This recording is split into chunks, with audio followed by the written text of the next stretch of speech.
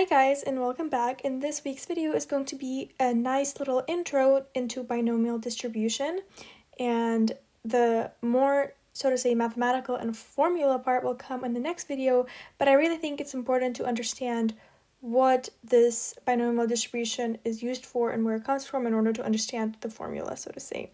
So that's what we'll be looking at in this video today. So let's start off first is when we should use binomial distribution. And just so you know, I have made a video about the binomial theorem in the past year or so, and I'm going to link it here. I really recommend you go watch it because it might help you understand the different combinations we're going to be talking about here today. And yeah, but if not, we're just going to be doing the basics here right now.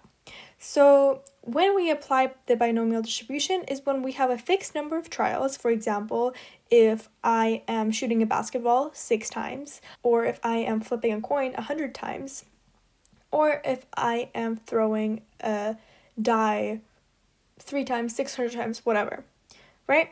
And there must always be 2 possible outcomes, a success or a failure. So for example, whether you flip a head or a tail, or whether you make the shot or you miss the shot, or whether you roll a 6 or you don't roll a 6. So you're always limited to 2 possible outcomes. It's like yes, no, yes, no. And there's a constant probability of successes. For example, no matter when I throw my coin, the probability of getting ahead is always going to be 1/2. Or no matter when I shoot the basketball, the probability of me making it in is going to be 1/2 for this scenario. And lastly, but very importantly, the trials must be independent from each other. That means one trial should not impact the other.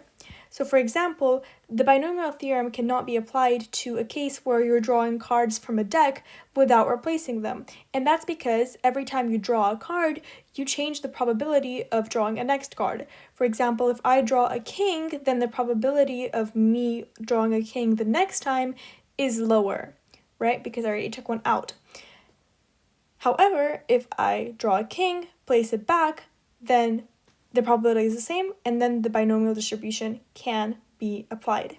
And the reason why it's called binomial is because there's many different combinations of getting a success or a failure, and we'll see that in a second. So let's look at the intro example, which is going to be us shooting a basketball 5 times and making the shot. So here, our number of trials is fixed. It's 5 times, right? Like we said here. And there's 2 possible outcomes. We make the shot or we miss the shot. And there's a constant probability of success. Now, I didn't specify it here, but we're just going to pretend that the probability of me making a shot, or of anybody making a shot, is 1/2 and 1/2 for missing the shot. I'm just going to write it down to not make any confusion. So we're going to say we have an equal chance of making the shot as we do missing it.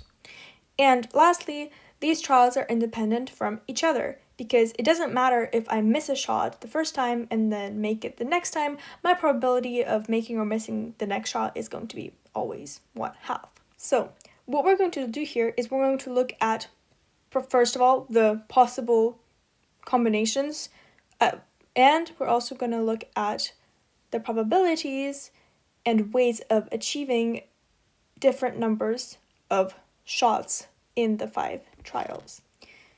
So first of all, let's think about how many possible combinations there possibly are. We have 5 trials, and we can either miss or make it. So we can have make, miss, miss. We can have make, miss, and whatnot. And as you can see, there's a lot of different possibilities. And the way we can determine this is that for each trial, there's 2 different possibilities. So in the first trial, we have 2 possibilities.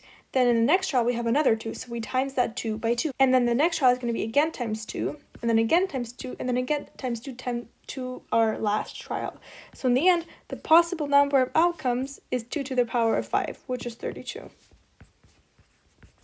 And this is important because you'll see in probability, we always express something as a fraction of the total number of possible outcomes. So you will see that here we will always express something in terms of 32, or as a fraction over 32, so to say.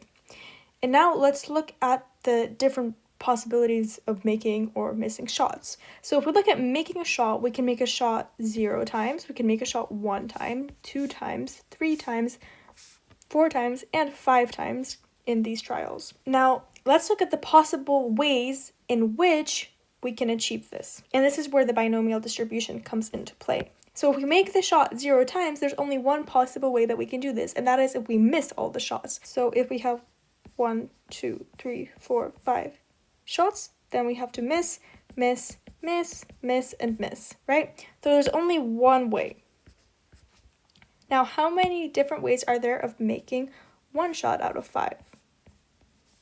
Well, we can make the first shot, we can make the second shot, we can make the third shot, the fourth shot, or the fifth shot. So there's only 5 different ways that we can achieve this outcome. Now let's move on to the next one. This one is going to be a little bit more complicated. How many ways are there of achieving 2 shots? Well, we can make this one and this one. We can also make this one and this one. Or we can make this one and this one. Or this one and this one. But we can also make this one and this one. This one and this one. This one and this one, and whatnot. So there's a lot more possibilities, right? And this is where the binomial theorem comes into play. This is where we actually apply our theorem, where we have the number of combinations is equal to n factorial over r factorial times n minus r factorial.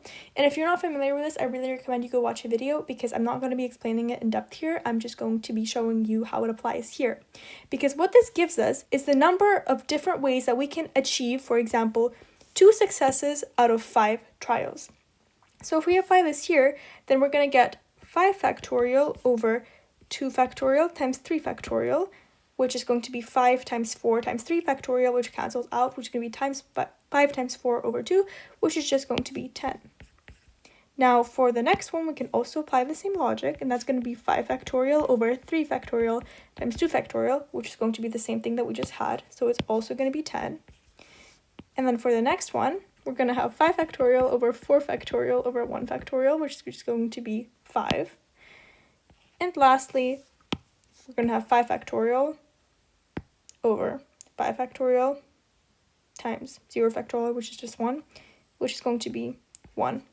And again, this makes sense because in order to make 5 shots, you can just only do 5 shots, right?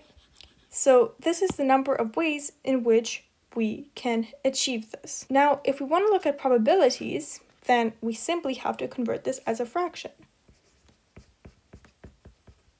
So if we define our making shots as r, then what is the probability of us making this number of shots? Well, since the total number of combinations is 32, we just have to express our possible number of ways of getting an outcome as a fraction of 32. So our ways of getting 0 shots is 1 over 32. And again, this makes intuitive sense, or this makes also mathematical sense, because in order to get no shots at all, you have to do 1/2 times 1/2 times 1/2 until you have 5 times, which is going to be 1/2 to the power of 5, which is 1 over 32. And again, that's because our probability of making a shot or missing a shot is 1/32. Then the next one is going to be 5 over 32, then 10 over 32, then 10 over 32, then 5 over 32, and then again 1 over 32. And these are our probabilities of making this number of shots out of 5 shots. So as you can see, the numerators of the fractions of the probabilities follow a binomial theorem or follow binomial distribution. And that is again because we have so many different possible combinations, and therefore they follow the binomial distribution. So in this video, I gave you a little bit of an intuition for the binomial distribution. I hope you enjoyed, and see you next time when I will actually show you the notation for binomial distribution and the formula. Bye!